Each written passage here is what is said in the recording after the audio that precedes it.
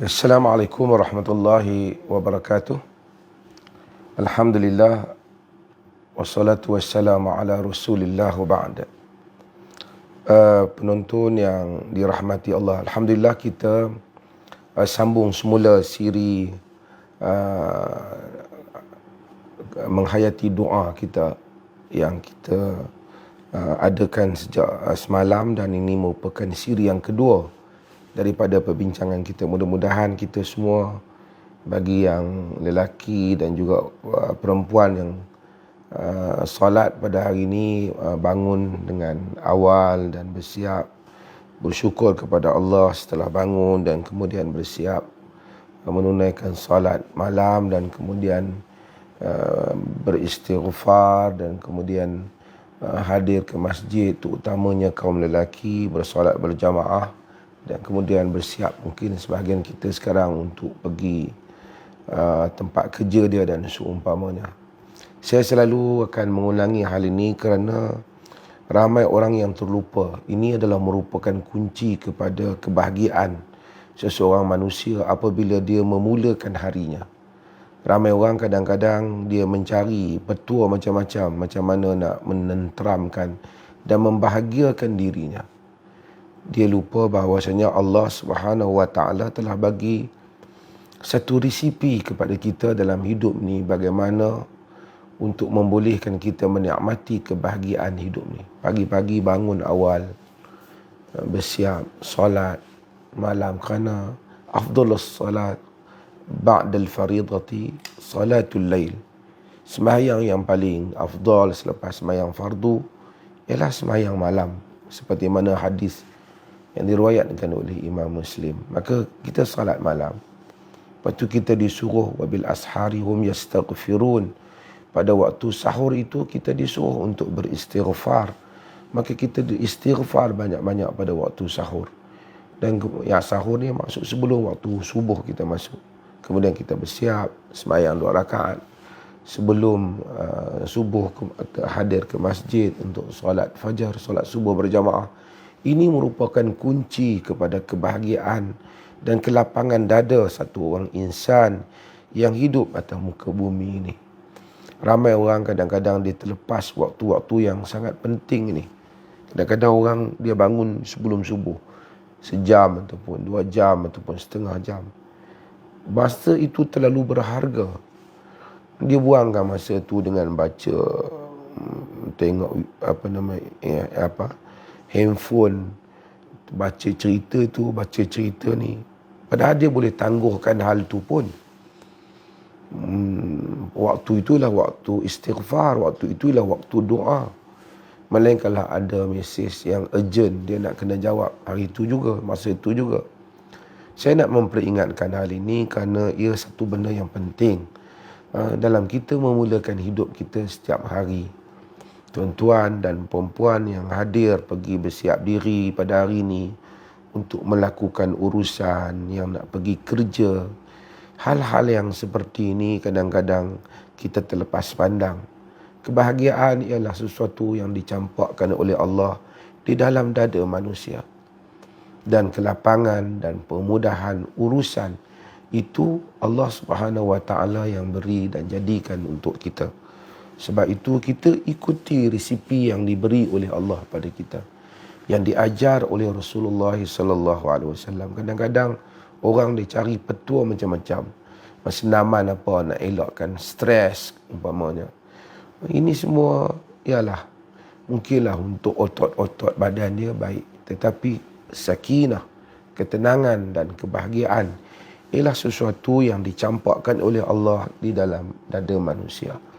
Ia datang melalui dengan kita sentiasa menyeru Allah, sentiasa berbicara dengan Allah, sentiasa kita memanggil Allah Azza wa Jalla. Terutama pada waktu 1/3 akhir sebelum daripada masuknya waktu fajar, dan kemudian hadir menunaikan solat subuh berjamaah. Ada orang dia bagi tahu saya, dia tak nak solat subuh berjemaah di masjid ni sebab nanti lama. Nak kena tunggu sembahyang memang 2 rakaat. Dia kata nanti tu imam tu duk berzikir, nak kena tunggu sampai lagi setengah jam. sebenarnya yang dituntut kepada kita ialah solat fajar berjemaah. Kemudian selepas daripada itu, kalau mengikut apa yang diamalkan oleh Rasulullah, setiap orang berzikir sendirian dan dia boleh berdoa bersendirian. Dia tak perlu menunggu untuk bersama-sama tunggu sampai imam habis baca, barulah boleh untuk dia keluar daripada masjid. Tak, dia mungkin lepas bagi salam, dia kalau ada urusan, dia boleh segera dengan urusannya dengan sedikit istighfar dan kemudian zikir. Dia boleh, tidak ada tanggungjawab untuk dia tunggu imam. Bahkan itu lebih daripada amalan yang bersifat setempat. Kalau kita pergi ke Madinah, ke Nabi, dan kita pergi ke Masjidil Haram, kita akan tengok bagaimana setiap orang berzikir dengan sendirinya dan dia boleh berdoa jika dia mahu, ataupun dia hanya melazimi wirid-wirid yang diajar oleh Nabi SAW. Okey. Saya masuk kepada perbincangan kita berhubung dengan tentang doa yang disebut dalam Al-Quran. Kita belum sebut lagi doa-doa yang diajar, tapi saya nak pergi kepada bagaimana Allah mengajar kita cara untuk kita berdoa pada dia. Semalam saya telah sebut hal ini. Kalaulah kita ni ada satu pihak yang sangat penting, kita nak buat permohonan pada kita, nak mohon kerja ke, nak mohon pinjaman ke, nak mohon bantuan. Kemudian kita nak mohon bantuan, nak isi borang. Kita bukan tanya orang yang biasa isi borang, macam mana cara nak isi borang tu. Kita tanya pegawai tu, macam mana aku nak isi borang, nak hantar kepada bos kau, nak tulis surat supaya dia terima permohonan aku ni. Dia pun bagi tahu kita, biasanya dia kata orang buat macam ni, macam ni. Dulu saya duk tengok buat macam tu lah, dapatlah dia kata. Contohnya. Tapi di dalam Allah, bagi Allah Azza wa Jalla yang maha pengasih dan penyayang, yang maha halim, latifun bil ibad, yang maha halus, yang maha lunak dengan hamba-hambanya. Apa Allah sendiri, dia sendiri bagi tahu, Allah sendiri bagi tahu pada kita macam mana cara kamu nak doa pada aku supaya aku terima doa kamu. Ini daripada Allah sendiri, bukan petua orang yang pernah ada pengalaman ke, petua daripada orang yang biasa isi borang ke. Tak. Ini daripada Allah sendiri bagi tahu kita dalam Al-Quran. Bagaimana cara supaya apabila kamu berdoa kepada aku mustajabkan doa kamu. Di dalam surah Al-A'raf, Allah Subhanahu wa taala menyebut pada ayat 55, Allah menyatakan, "Ud'u rabbakum tadarruan wa khufyah, innahu la yuhibbul mu'tadin." Ud'u rabbakum, kamu semua, ud'u, serulah. Seru ni ada dua. Satu, kita seru ibadah pada Allah, macam kita salat. Kalau salat itu sendiri dengan makna doa. Satu lagi kita seru ud'u dengan makna kita minta pada Allah. Satu dengan makna ibadah, satu dengan makna kita minta pada Allah. Ud'u rabbakum, kamu mintalah pada Tuhan kamu. Mintalah pada Tuhan kamu. Allah Azza wa Jal gunakan di dalam ayat ini perkataan rabbakum, Tuhan kamu, supaya kita rasa kita ni bukan pihak yang lain. Ni bukan pihak yang jauh. Ini Tuhan kamu sendiri. Begitu. Sehingga struktur ayat itu sendiri, bagaimana Allah Subhanahu wa taala menghaluskan ayat itu supaya terasa kita tu sendiri tak jauh kita dengan Allah. Kan? Semalam kita dah syarah atau hurai ayat, wa idza sa'alaka ibadi anni fa inni qarib. Sesungguhnya aku ini dekat. Bila hamba-hambaku bertanya engkau tentang aku sesungguhnya aku ini dekat. Rabbakum, Tuhan kamu. Allah nak jadikan kita rasa dekatnya kita dengan dia. Macam kita kata, mintalah kat ayah kau. Contohnya lah. Kalau kita kata minta kat ayah, satu perkataan mintalah kat ayah kau. Ni bapa kau sendiri, kau mintalah kepada dia. Allah Azza wa Jalla di dalam ayat ni dia kata, ud'u rabbakum, doalah pada Tuhan kamu, tadarruan, dalam keadaan merendah diri, wa khufyah, dalam keadaan memperlahankan suara. Ini dua ciri yang Allah sebut di dalam ayat ini. Pertama, tadarru', yakni be humble. Jadi dengan penuh dengan kerendahan diri. Kemudian wa khufiyah, rendahkanlah suara. Rendahkanlah suara, yakni privately atau in secret bila kamu doa kepada Allah Ta'ala. Kamu jangan angkat suara kamu kuat-kuat. Supaya dengan itu menghilangkan rasa rendah diri dan tawaduk kamu di hadapan Allah Azza wa Jalla. Maka Allah sebut dalam ayat ini, ud'u rabbakum tadarruan wa khufyah innahu la yuhibbul mu'tadin. Sesungguhnya dia tidak suka kepada orang-orang yang mu'tadin, orang-orang yang melampaui batas. Saya akan huraikan ayat ini untuk kita semua lihat bagaimana untuk kita amalkan ayat ini. Kalau kita baca Al-Quran, Allah Subhanahu Wa Taala sebut pada ayat yang lain, surah Al-A'raf juga, ayat 205, Allah sebut lagi. Allah kata, وَاذْكُرْ رَبَّكَ فِي نَفْسِكَ تَدَرُّعًا وَخِيفَةً وَدُونَ الْجَهْرِ مِنَ الْقَوْلِ. Kamu sebutlah Tuhan kamu pada diri kamu. Ini kalau kita nak sebut, kita zikir kita pada diri kamu, tadarru'an, dalam keadaan kamu tadarru' wa khifah, dalam keadaan kamu takut. Kamu takut pada Allah, kamu rendah diri pada dia, kamu rasa hina dengan dia. Wa dunal jahri minal qaul, tanpa kamu menguatkan perkataan. Tak payah ada zikir kuat-kuat sehingga menunjuk-nunjuk kepada orang. Sebab tu kadang-kadang saya teringat baru ni saya pergi haji. Ada orang dia datang mengadu pada saya. Pakej yang dia ambil tu boleh tahan lah juga. Tuan-tuan pun tahu sekarang haji ni bagi pakej-pakej yang swasta ni memang mahal harganya. Ada 250,000, 200,000, 150,000, 100,000, macam-macam pakej. Yang ni pun mahal juga dia ambil. Dan kita tahu bahawasanya haji ni yang penting ialah, dalam haji ni ialah hari Arafah. Al-Hajju Arafah. Haji ni Arafah kan. Dan Nabi kata afdalu du'a yaum Arafah. Saya sorang tak apa ada nak keluar tak boleh. Seafdal doa pada hari Arafah. Dia kata dia pergi dengan satu pakej tu. Ustaz yang mengepalai pakej tu, dia buat pada hari Arafah ni hari orang berdoa. Nabi berdoa, duduk atas kenderaan dia berdoa. Tali unta jatuh satu tangan, Nabi ambil dengan satu tangan lagi tak turun, duduk berdoa. Kena sebaik-baik doa pada hari Arafah. Tapi dia kata tak boleh nak berdoa. Ustaz tu dia punya buat zikir, punya kuat macam-macam. Buat zikir dengan bunyian zikir, menjerit-jerit, ya Allah, ya apa. Dia kata sampai tak tahu dia nak berdoa dalam khemah dia. Dan ini adalah contoh-contoh yang kadang-kadang orang, mereka nak komersialkan amalan-amalan ni, terutama dia nak buat pakej apa yang lebih baik. Orang akan kata pakej dia ni ada macam-macam zikir, orang boleh. Dia rasa benda tu menarik sebagai satu promosi untuk dia.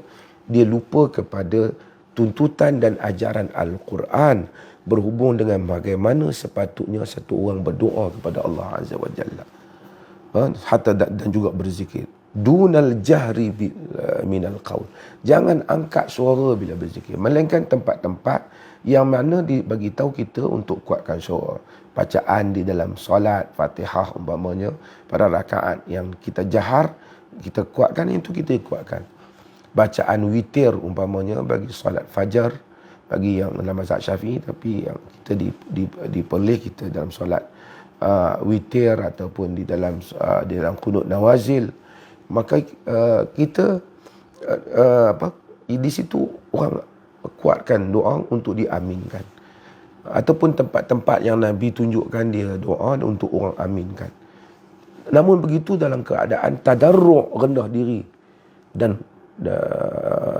khufyah, perlahankan suara. Yang dalam surah Al-A'raf ayat 205 ni Allah kata dunal jahri minal qaul, tanpa diangkat suara di dalam zikir. Ini merupakan maaf terganggu ni. Ini merupakan apa yang disebut oleh Nabi SAW. Sidang penonton yang dirahmati Allah,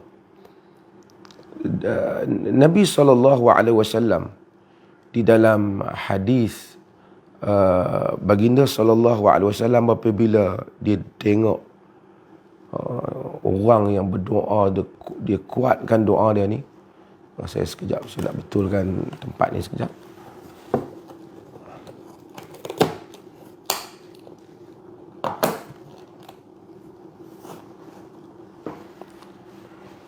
Minta maaf tuan-tuan, saya tersilap. Nabi SAW, kita sambung tadi, Nabi SAW di dalam hadis, apabila baginda SAW tengok, ni hadis diriwayatkan Imam Bukhari, riwayat Abu Musa al-Asy'ari, apabila Nabi SAW dengar dalam satu permusafiran, kuat benar sebahagian sahabat, takbir kuat betul kan. Kadang-kadang takbir untuk ramai-ramai ni mungkin untuk orang semangat tak apa kuat, tapi takbir dalam keadaan zikir, Allahu Akbar, Allah kuat sangat. Nabi kata, ayuhan nas irba'u ala anfusikum innakum laisa tad'una asamma wala ghaibah, innakum tad'una sami'an qariban wa huwa ma'akum. Nabi SAW kata, wahai manusia, simpati pada diri kamu sendiri. Kamu bukan doa kepada yang pekak dan yang jauh, yang gaib, yang tak ada. Kamu doa kepada yang sami'an, yang mendengar. Kemudian qariban, yang dekat. Wa huwa ma'akum, Tuhan itu bersama dengan kamu. Kita bukan doa yang kadang yang Allah tak dengar. Allah ni dengar. Kita berbisik, Allah dengar. Nabi SAW kata sahabat, tak payah jerit-jerit bila nak berzikir. Tak payah kamu nak doa kuat-kuat. Sebahagian, saya tak tahulah dulu masa saya dulu saya tengok, kadang-kadang ada program-program Qiyamul Lail di masjid umpamanya. Kuat benar dia pasang mikrofon dia tu, supaya satu kampung boleh dengar dia berdoa. Ya Allah, ya Allah, menjerit-jerit dia berdoa. Ampunlah kami kesian. Kemudian dia buat dengan suara sebab supaya makmum pun dapat menangis bersama dengan dia. Ini semua mukhalafah dengan sunnah. Ini semua bercanggahan dengan sunnah Nabi SAW. Walaupun sebagian jemaah kadang-kadang kumpulan motivasi ni, dia suka buat hal-hal yang seperti ini. Dia katakan ada sambutan, kemudian adakan kesedaran. Kadang-kadang itu kita bermain dengan emosi. Dia hilang begitu saja selepas daripada itu. Sedangkan yang diajar di dalam sunnah ialah kita memperlahankan suara kita. Tadarru'. Sebab tu tadarru' yang rendah diri, dan wa khufiyah, dan kita dalam keadaan memperlahankan privately ataupun in secret kita doa pada Allah. Kerana kita tak mau nak menunjuk-nunjuk. Sebab doa ni tak yang menunjuk-nunjuk. Kadang-kadang kita berkata, aku selalu doa pada Allah Ta'ala supaya Tuhan ni kejutkan aku qiyamul lail. Tak apalah, baguslah doa tu, tapi tak payahlah untuk kita ujub dan takabur untuk menunjuk-nunjukkan hal ni kepada orang lain. Dalam ayat ini juga Allah Subhanahu wa taala kata, innahu la yuhibbul mu'tadin. Sesungguhnya Allah, dia tidak menyukai orang-orang yang melampaui batas.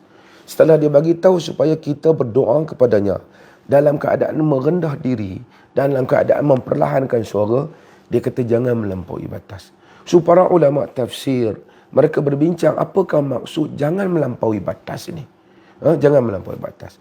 Yakni jangan melebihi daripada apa yang sepatutnya di dalam doa. Banyak penafsiran mereka. Di antaranya apa yang telah ditafsirkan, hadis yang diriwayatkan oleh Abu Dawud daripada Abdullah bin Mughaffal. Dia satu hari dia mendengar anak dia, Abdullah bin Mughaffal ni, dia dengar anak dia berdoa. Dalam doa tu anak dia kata, Allahumma inni as'aluka al-qasr al-abyad minal jannati idza dakhaltuha an yamini. Ya Allah, Allahumma inni as'aluka al-qasr al-abyad minal jannati an yamini idza dakhaltuha. Ya Allah, aku minta kepadamu istana putih yang berada di dalam syurga, yang berada sebelah kananku apabila aku masuk syurga. Oh, tengok dia detail dia minta.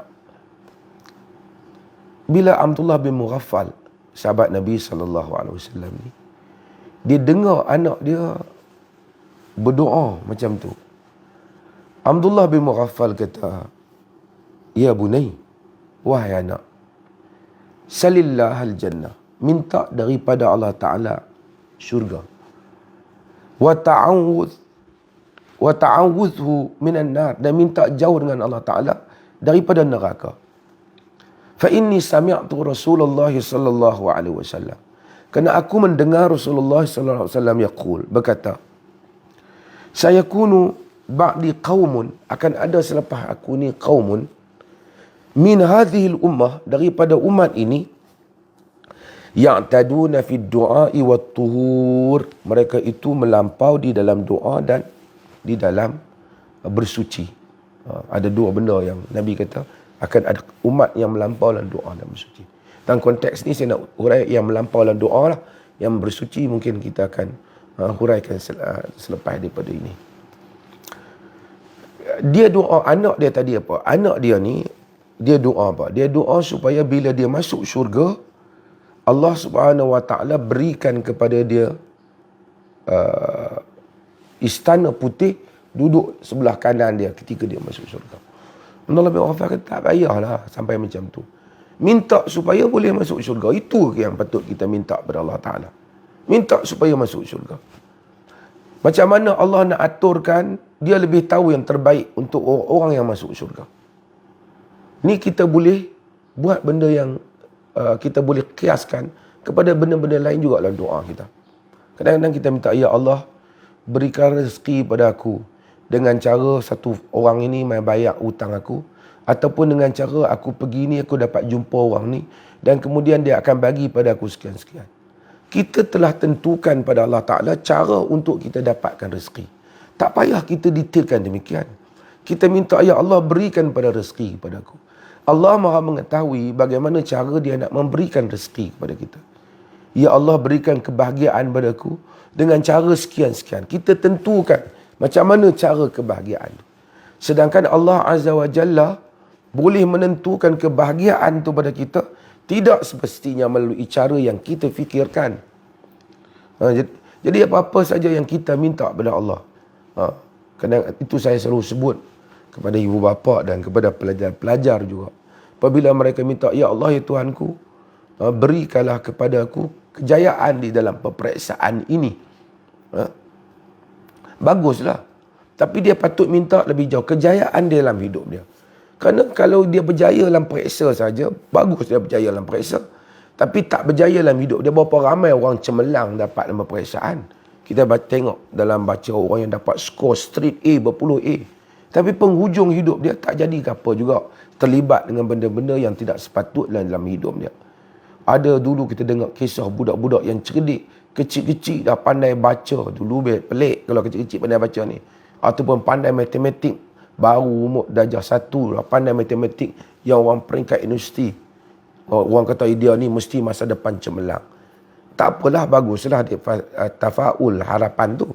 Tetapi bila kita lihat, bila di perkembangan orang itu kemudiannya tak ke mana juga.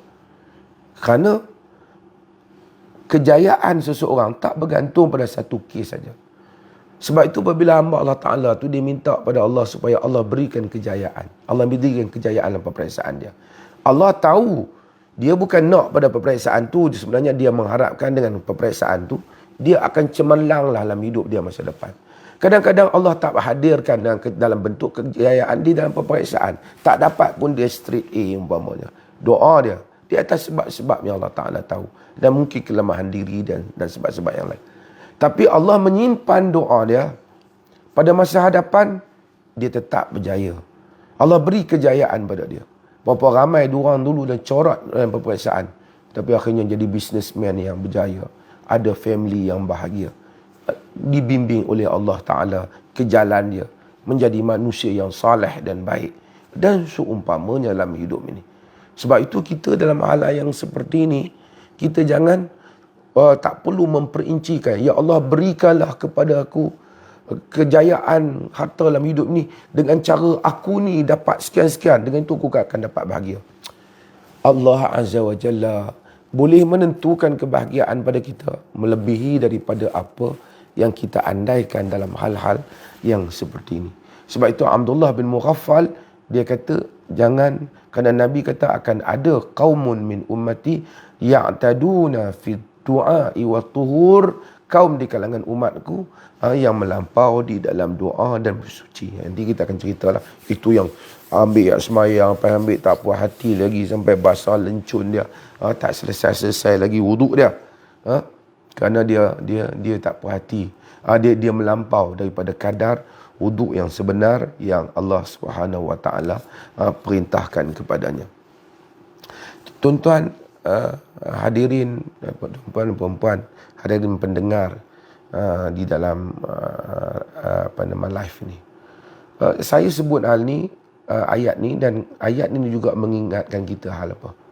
Ayat ini juga memberikan ingatan pada kita bahawa doa al-khafi, doa yang perlahan itu lebih baik daripada doa yang dijaharkan seorangnya dengan kuat. Melainkan kita nak orang lain mengaminkan. Itu pun dengan tadarru', dengan rendah diri. Kadang-kadang kita hadir dengan orang berdoa, terutamanya dalam majlis-majlis rasmi lah. Ada pembesar dan seumpamanya. Saya ni ingatkan diri saya lah. Juga mungkin orang-orang yang terlibat. Kadang orang suruh kita berdoa, tak apalah. Orang suruh kita doa, kita doa lah. Tapi kadang-kadang dia style dalam doa dia. Dia buat dengan begitu, Arab kata sajak sekali. Begitu berbunga-bunga bahasa dia.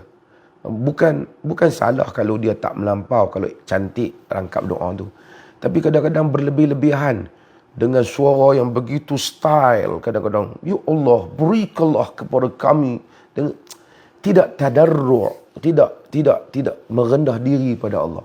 Kadang-kadang lebih tu, kemudian sebut nama-nama orang-orang besar dalam doa. Seolah-olah kadang-kadang macam lebih besar pada Allah Ta'ala lagi. Dengan penuh kebanggaan nama-nama itu. Kadang-kadang kita sebut nama orang, walaupun siapa pun dia, sultan ke, raja ke, Perdana Menteri ke, kita sebut mereka ni semua hamba Allah. Mereka bukan dengan nama dia seolah takut nak sebut depan Allah Ta'ala kalau tidak disertai dengan pangkat-pangkatnya yang dengan sepenuhnya. Saya rasa kita sebutlah setakat penghormatan sebagai kemanusiaan itu. Tapi tidak perlulah berlebih-lebihan, kerana kita doa pada Allah Subhanahu Wa Ta'ala ini dalam keadaan tadarru' kita pada Allah Azza wa Jalla. Terutama kadang-kadang tengoklah dalam khutbah-khutbah tu mungkin boleh kita semak semula pada mana-mana tempat lah. Supaya tidaklah dalam keadaan kita membesarkan Allah dalam doa, kadang-kadang nampak dibesarkan orang lain juga bersama dengan itu, melebihi kadar yang sepatutnya. Saya sebut umum lah, siapa-siapa jangan duk terasa berlebih-lebihan sangat kalau dia tak terlibat. Apa yang mesej yang saya nak sampaikan, Allah Subhanahu Wa Taala menyuruh kita doa padanya dalam keadaan merendah diri padanya. Sebab itu orang bila rendah diri dan memperlahankan doanya dan tidak melampau di dalam doanya, Allah Subhanahu Wa Taala akan memustajabkan doanya. Para ulama bincang antara benda-benda yang dianggap melampau dalam doa ni, dan ringkas untuk saya sebut ni, antara apakah benda-benda yang boleh dikategorikan sebagai melampau dalam doa? Kerana innahu la yuhibbul mu'tadin, kerana Allah Ta'ala tak suka orang yang melampau. Termasuklah melampau dalam doa lain yang disebut dalam sebagian para ulama ialah benda-benda minta pada Allah Ta'ala, benda yang tak masuk akal, yang menyanggahi sunat Allah. Ya Allah, jadikan ibu aku ni tak mati sampai bila-bila. Mustahil lah macam tu. Kerana itu menyanggahi sunan yang Allah Ta'ala jadikan. Ya Allah, jadikanlah aku ini Nabi engkau. Tak mungkin lah. Kerana Allah telah menutup para Nabi ini. Tak ada dah para Nabi. Dah habis. Ya Allah, jadikan aku ini lebih afdal daripada Rasul engkau. Tak mungkin lah. Soalan yang penting itu. Ya Allah, jadikanlah aku ini malaikat. Ini adalah doa-doa yang melampaui kerana menyanggahi sunan. Tapi ada pun yang sunat ketetapan alam. Ada pun perkara yang dalam keizinan Allah. Kita doalah apa saja. Allah Ta'ala ni boleh menerima apa saja. Sebab tu saya suka tertarik apabila saya baca doa Nabi Sulaiman alaihi salam. Nabi Sulaiman alaihi salam, saya selalu sebut tentang doa Nabi Sulaiman ini di dalam macam-macam majlis. Mungkin sebahagian yang selalu tonton saya juga akan dengar saya ulang doa Nabi Sulaiman. Nabi Sulaiman kata, Rabbi ghafirli wa habli mulkan la yanbaghi li ahadin min ba'di innaka antal wahhab. Ya Allah, ampunkanlah aku dan habli, bagi kepadaku satu kerajaan yang tak boleh dah untuk sesiapa lagi selepas daripada aku. Maksudnya Nabi Sulaiman minta kira the best, the greatest kerajaan ataupun power in this world. Tak ada lah, maksudnya yang manusia boleh dapat kuasa dunia tak lebih daripada Nabi Sulaiman. Maksudnya Nabi Sulaiman dia minta. Jadi kita pun kalau benda tu mungkin, kita pun, ya Allah berikanlah aku kekayaan yang paling kaya aku dalam negara ni. Boleh, kerana itu semua tak mustahil untuk Allah bagi. Paling banyak harta aku di dalam tempat aku ni. Itu semua tak mustahil. Tapi ya Allah jadikanlah aku tak mati sampai bila-bila. Itu mustahil. Kerana Allah jadikan manusia mesti mati, kan. Ya Allah jadikanlah benda-benda ibu aku yang meninggal hidup semula umpamanya, ayah aku yang meninggal hidup semula umpamanya. Itu adalah benda-benda yang i'tidak fi doa, benda-benda yang melampau di dalam doa, yang tidak termasuk di dalam perkara yang sepatutnya, kerana innahu la yuhibbul mu'tadin. Allah Ta'ala tak suka kepada orang yang melampau di dalam doa. Dan ini insya-Allah kadar itu dulu huraian kita pada siri yang kedua tentang menghayati doa ni. Mudah-mudahan Allah Subhanahu Wa Ta'ala merahmati kita. Saya tak mungkin boleh respon pada saya di yang hadir ni sama ada jelas ataupun tidak suara saya ingat lebih jelas kot pada hari ni kerana saya pakai alat ni. Jika lebih jelas tuan-tuan boleh tulis atau di situ untuk saya dengar, saya boleh baca. Dan jika ada sebahagian persoalan mungkin boleh tuliskan. Jika ada ruang masa sikit saya akan jawab, ataupun insya-Allah tak hari ni pun besok, kerana mungkin sebahagian dah sibuk untuk pergi pada urusan kerja dan seumpamanya. Wallahu alam. Terima kasih. Mungkin ada apa-apa persoalan boleh maklumkan. Jelas ke suara saya? Okey. Terima kasih banyak. Terima kasih juga pada pihak yang bagi kat saya benda ni untuk saya guna pada hari ni. Mudah-mudahan Allah Ta'ala bagi pahala pada dia juga dengan jelasnya suara yang tuan-tuan dan puan-puan dengar. InsyaAllah pada hari besok kita akan sambung lagi tentang doa ni. Bagaimana hari ni kita dapat tadarru' dan khufiyah, iaitu merendah diri dan juga doa dengan suara yang perlahan, seperti mana yang disebut dalam surah Al-A'raf ayat 55. InsyaAllah besok kita akan sambung. Wallahu ta'ala alam. Sekian. Wassalamualaikum warahmatullahi wabarakatuh.